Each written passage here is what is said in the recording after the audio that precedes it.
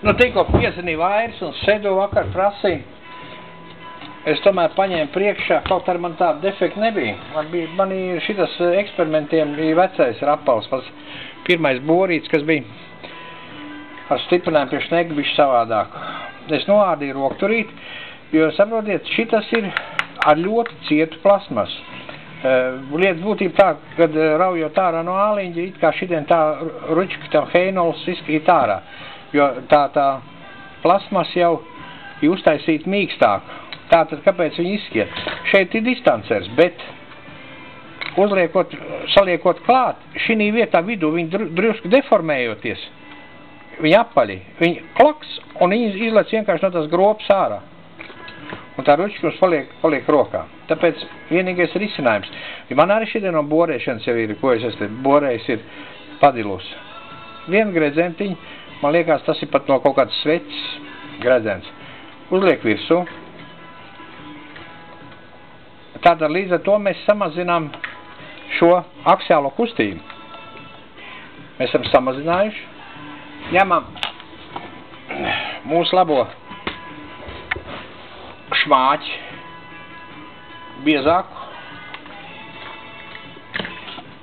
Viss skaisti ieļojam. Jo vairāk šmāķis, jo mīkstāk viss tā padarīšana. Tā nedils. Tā, tad mums jāuzliek atpakaļ viens no gredzentiņiem. Tas bija noņemts nost. Viņi tāpatās jaucās ļoti vienkārši abās pusēs ir pa gredzentiņam un viss. Liekam virsū. To pat var jādara arī ar to ručku. Tā, mēs esam te nofiksējuši. Gredzentiņu atpakaļ. Haps. Uzspiežam atpakaļ. Liekam otrādas, jā, otrādi uzlicis. Tātad mums jāizņem ārā.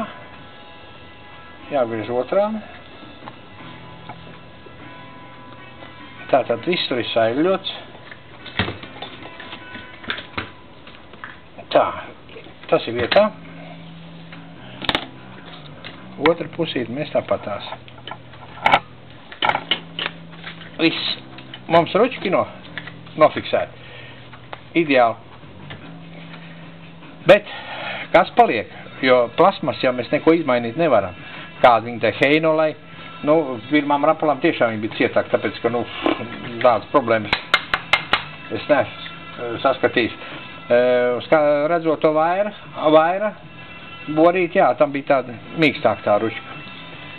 Akal vecais labais paņēmiens, lai būtu, var jau ar izolentu notīt stingri vairāk kā skārtas, bet, nu, ko es te daudz tīšu, man ir cits materiāls.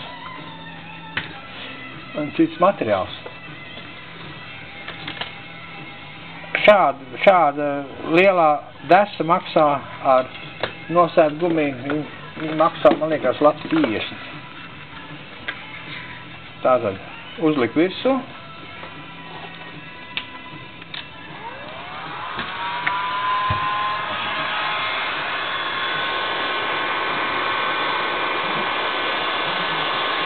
Jo viņa nokauls tot paliek tā kā kauls gadīs, cietā gumija.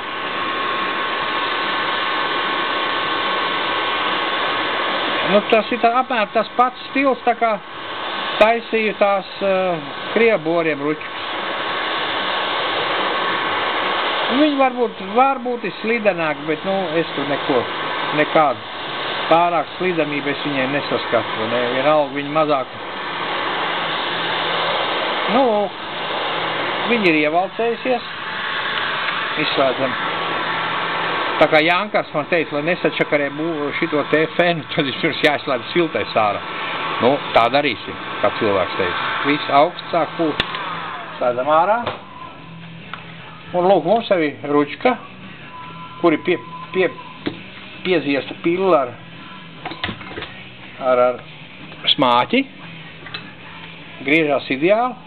Un galvenais kāpēc? Tāpēc, ka vairs viņa šitien te pa vidu, nedeformējoties, neizrausies ārā.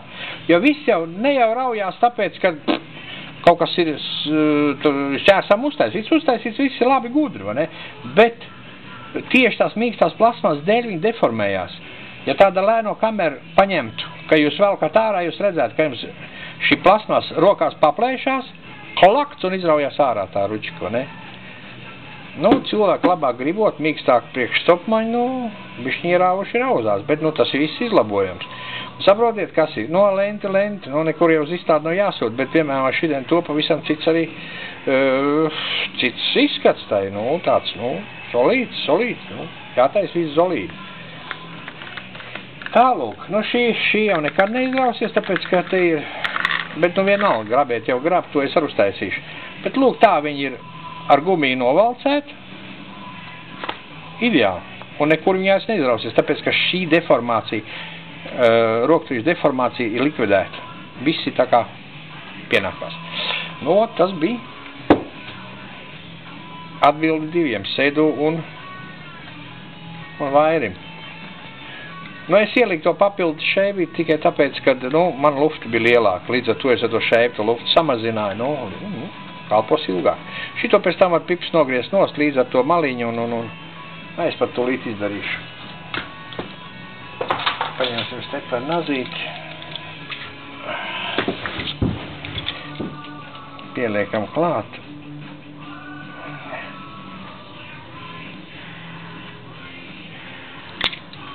Lūk. Ala heinola. Un šito jau neizrausiet, jo tiešām viši sacietē, nu, ciet tā gumija paliek pēc tās termo. Labi. Šoreiz bez lamvārdiem. Labi, čau.